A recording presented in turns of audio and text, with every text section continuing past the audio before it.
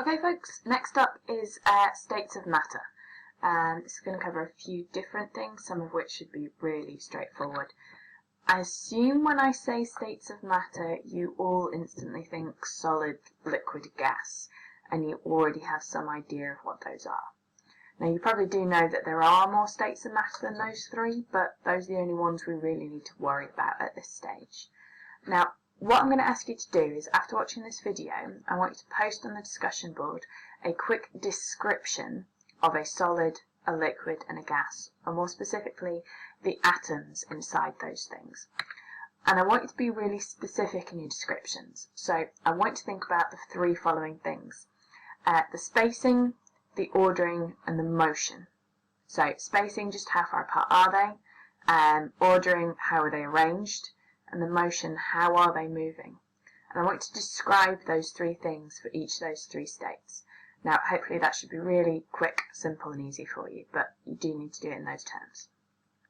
Okay, so moving on from that, we're going to talk about something called Brownian motion. Now, Brownian motion is something that was observed by someone called Jean Perrin, and he was looking at pollen grains on water. And he observed that these large pollen grains, when they were just floating on top of the water, even when the water was undisturbed, the pollen grains would move in a seemingly random fashion. And the same observation can be seen with smoke particles. So if you have a chamber of air and you introduce smoke particles to it, you can see the smoke moving around in a random manner. There's no rhyme or reason to it moving. It's not like you're shaking the container, you put it in, you leave it. The molecules will continue to move. So the fact that we see this tells us that these large molecules must be moving around because there are smaller molecules moving around, knocking into them. And if the large molecules are moving around in a random manner, then the small molecules that we can't see must also be moving around in a random manner. So Brownian motion tells us that there are small molecules in the air that are moving randomly, which is actually quite an important thing, even if it seems a little obvious. So just to show you a picture, these are some of the diagrams that were drawn by, or electronic versions of the diagrams that Jean drew of pollen grains. As you can see, they just go all over the place, and there's no rhyme or reason to it. So we need to think about why that's happening.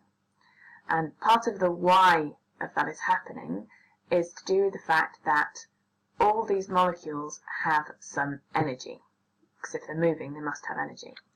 So if I ask you what sort of energy these molecules have, hopefully your brain is harkening back to that thing I said in class a couple lessons ago, where I talked about something called internal energy. Now, I gave you one definition for internal energy, but there are a couple, and we're just going to talk about a couple more of those. Don't worry, when we get closer to the exam, I'll give you the magic one that is the one that will get you all the marks, but you need to have an understanding of the whole idea. So internal energy can be considered as the energy of an object due to its temperature. So if it's got a higher temperature, it's going to have a higher internal energy. But it's not just a measurement of its heat energy. So the internal energy can be said to be equal to the sum of the random distributions of the kinetic and potential energies of the object's molecules. Now, last time when I spoke about it being the translational and rotational energies, well, that falls into kinetic. Only we're looking a little bit more detail when we're talking about translation and rotation. And these kinetic energies will increase as we increase the temperature. But what that doesn't take into account is the fact that we also need to consider the potential energy. What the potential energy takes into account is the state that the object is in. So if it is a gas molecule, it's got more potential energy than a molecule that is part of a solid.